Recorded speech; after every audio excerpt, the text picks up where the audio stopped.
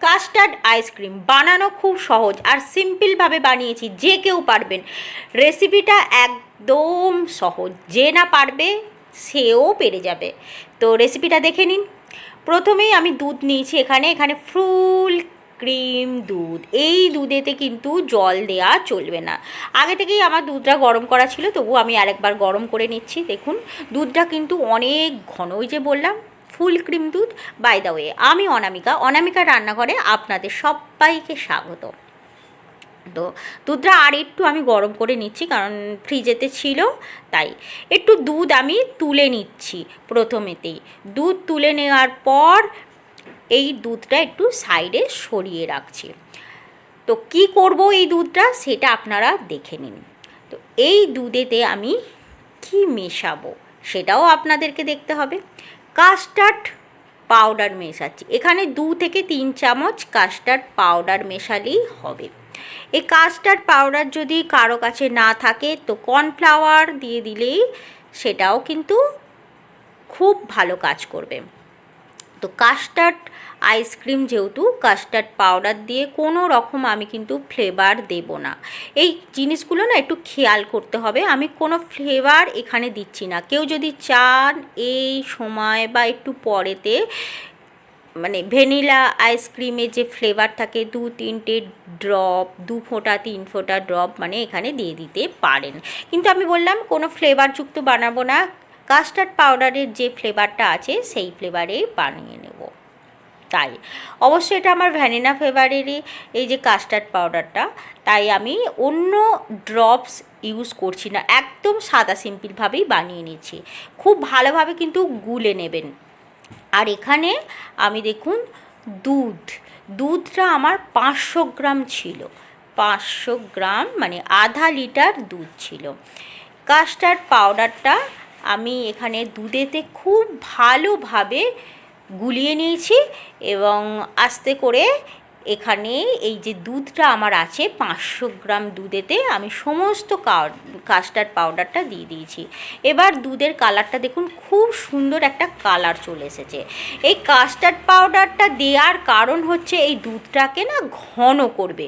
আর গ্যাসের ফ্লেমটা একদম মিডিয়ামে মানে লো টু মিডিয়ামে রাখবেন। যেহেতু কাস্টার্ড পাউডার দেওয়া হয়ে গেছে, কন্টিনিউয়াসলি আমাদের কি করতে হবে, এই দুধটাকে নাড়াচাড়া করতে হবে।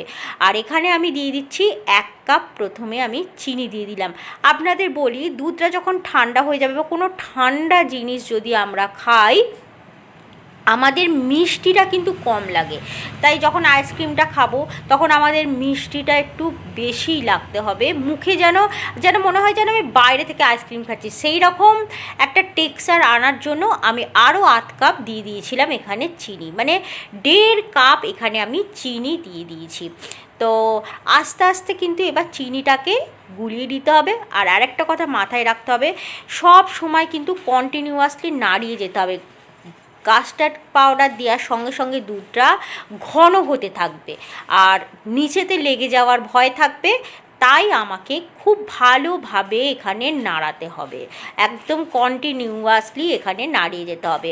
যখন একটু ঘন ঘন হয়ে আসবে ততক্ষণ পর্যন্ত আমাকে একটু নাড়িয়ে যেতে হবে। তাই আমি এখানে মিনিমাম 10 মিনিট তো এরকম নাড়াচাড়া করছি। তো এই নাড়াচাড়াটা কন্টিনিউয়াসলি আপনাদেরকেও করতে হবে।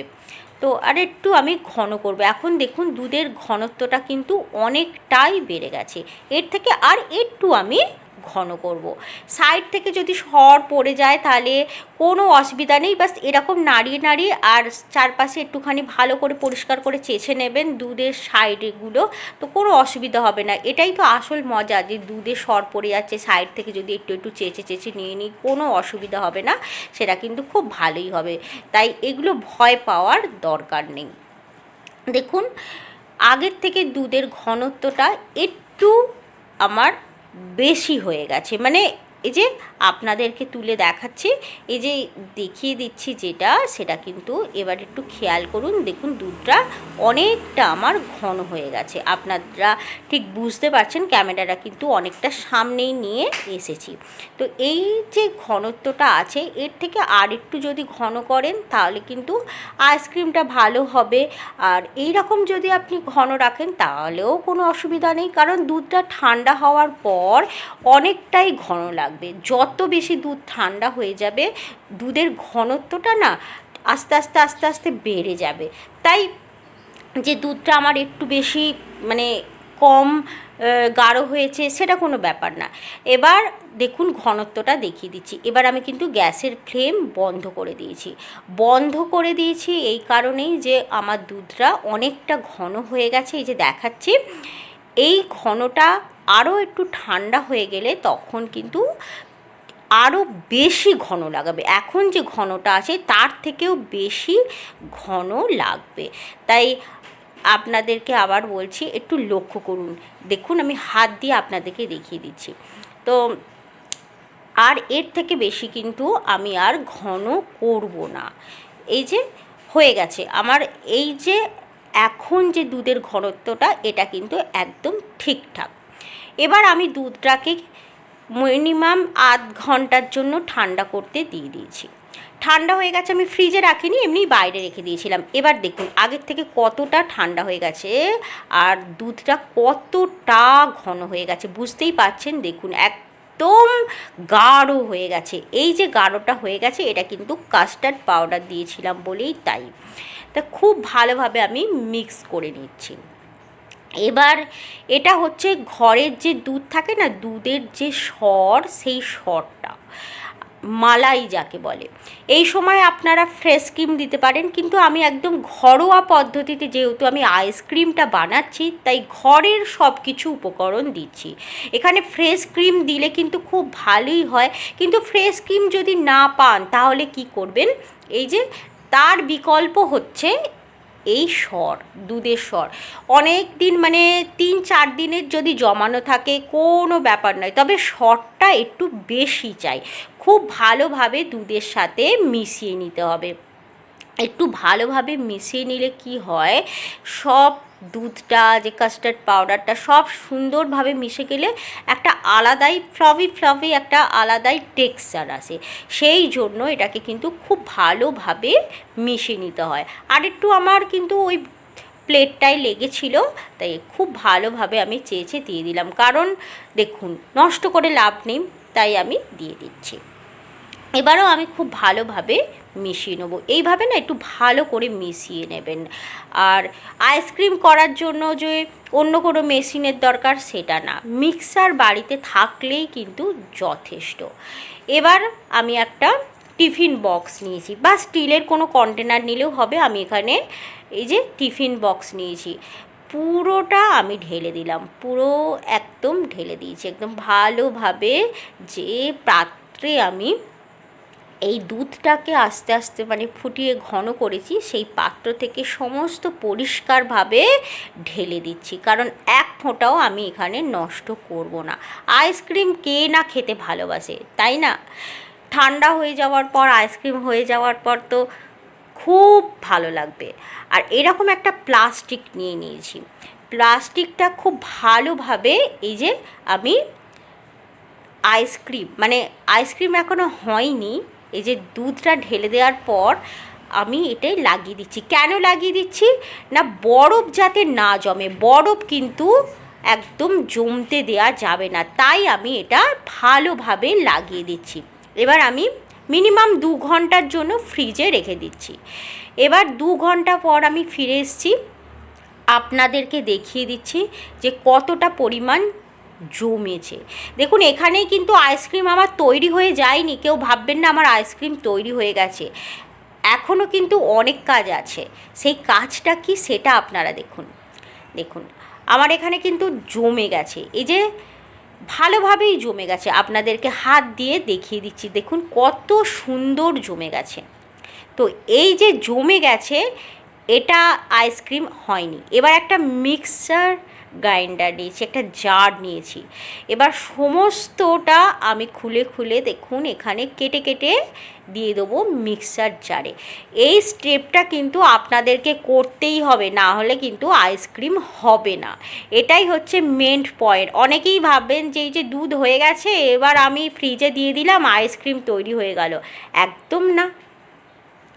এই জন্যই তো বললাম ভিডিওটা প্রথম থেকে শেষ পর্যন্ত দেখুন, আমার সাথে থাকুন, কেউ স্কিপ করে দেখবেন না। খুব ভালোভাবে কিন্তু এই যে আমার দুধটা জমে গিয়েছিল। আর একটু বেশি যদি কারো জমে যায় কোনো অসুবিধা নেই, মিক্সার আছে তো অসুবিধা নেই। সমস্ত আইসক্রিম বা এই যে জমানো দুধটা সেটা কিন্তু আমি মিক্সার জারেতে ট্রান্সফার করে দেবো। এবার দেখুন এতটা পরিমাণ আমার হয়েছে। এবার মিক্সারের ঢাকাটা দিয়ে আমি কি করব, ভালোভাবে মানে থেমে থেমে থেমে থেমে আমাকে মিক্সারটা ঘোরাতে হবে। দেখছেন কত সুন্দর এবার মেল্ট হয়ে গেছে। এই কাজটা আমাদের করতে হবে। যে পাত্রেতে আমি জমাতে দিয়েছিলাম সেই পাত্রতেই আবার খুব ভালোভাবে আমি মিক্সারটাকে থেমে থেমে থেমে থেমে আমি কিন্তু ঘুরিয়েছি। এবার বলবেন আমি থেমে থেমে কেন মিক্সার জারটাকে ঘুরিয়েছি, একভাবেই কেন আমি 2-3 মিনিট কেন ঘোরাইনি? কারণ হচ্ছে এতে আমি দিয়েছি দুধের স্বর দিয়েছি বলে সেই জন্য আমাকে একটু থেমে থেমে ঘোরাতে হবে। আচ্ছা, একটা ক্যাডবেরি নিয়েছিলাম ডেয়ারি মিল্ক বা কোনো ফ্লেভারের যে কোনো আপনারা ইউজ করতে পারেন। আপনারা চাইলে যে কোনো ক্যাডবেরি ইউজ করতে পারেন বা চকো চিপস ইউজ করতে পারেন। আমার মনে হলো ক্যাডবেরিটাই বাড়িতে আছে তো ক্যাডবেরিটাই দিয়ে দিলাম, নাহলে টুটি ফ্রুটি ইউজ করতে পারেন। এটা দিলে না খুব সুন্দর একটা খেতে বা মুখে লাগবে তো ভালো লাগে, একটু আলাদাই রকম একটু টেস্ট লাগে, তাই এটা আমি দিয়ে দিলাম। বললাম না ঘরে থাকা উপকরণ দিয়েই কিন্তু আমি বানিয়ে নিচ্ছি আজকের আইসক্রিম। তো তাই আমি ঘরে মানুষের তো চকলেট, ছোট ছোট চকলেট থাকে, সেই সব দিলেও হয়ে যায়। তো আমি এই ক্যাডবেরি একটু কেটে কেটে টুকরো করে দিয়ে দিয়েছি, একটু ফ্লেভার অ্যাড করলাম। আপনারা বললাম একটু যদি পারেন চকো চিপস ইউজ করতেই পারেন, টুটি ফ্রুটিও ইউজ করতে পারেন বা পেস্তা কাজু বাদাম। তো এবার আমি একটা পলিথিন নিয়ে নিয়েছি ভালোভাবে কেটে, আর যাতে না বরফ জমতে দেওয়া যাবে না, তাই এটা আপনাদের খেয়াল রাখতে হবে। তাই আমি ওপরে একটা পলিথিন কেটে ওপরে লাগিয়ে দিলাম। আচ্ছা, একটুকু বরফ কিন্তু জমাতে হবে না, তাই এইটা আপনাদেরকে খেয়াল রাখতে হবে।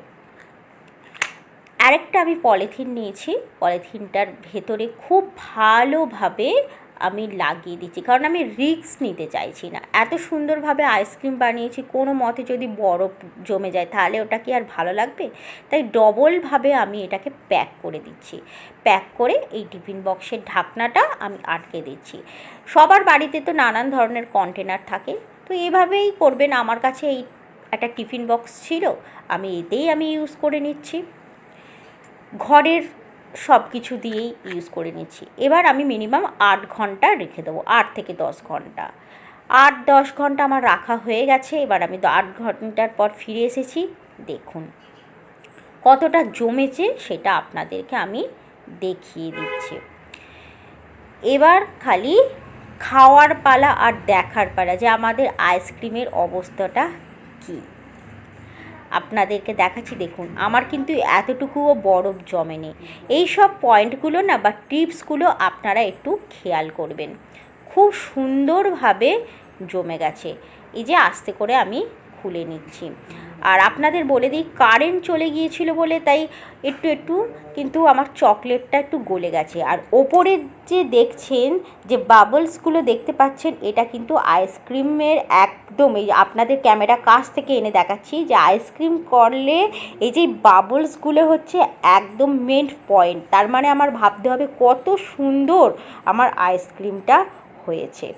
এবার আপনারা নিজেরাই দেখুন না কত সুন্দর হয়েছে বাবলসগুলো, আর এতটুকুও বরফ জমেনি। আপনাদের ক্যামেরার সামনে থেকে এনে আমি দেখিয়ে দিচ্ছি। আর ছোট ছোট বাবলসগুলো এবার আপনাদেরকে পরিবেশন করে দেখিয়ে দিচ্ছি। ঘরের তৈরি, ঘরের সাধারণ জিনিস দিয়ে কত সুন্দর আইসক্রিম আমি বানিয়েছি। তো আমার রেসিপিটা যদি আপনাদের ভালো লেগে থাকে তো লাইক কমেন্ট শেয়ার করবেন। দেখুন চকলেটগুলো ওপরে দেখা যাচ্ছে। তো রেসিপিটা কেমন লাগলো অবশ্যই লিখে জানাবেন, আর চ্যানেলটিকে প্লিজ সাবস্ক্রাইব করবেন, একটা লাইক করবেন। দেখা হবে পরবর্তী ভিডিওতে। তো থ্যাংক ইউ।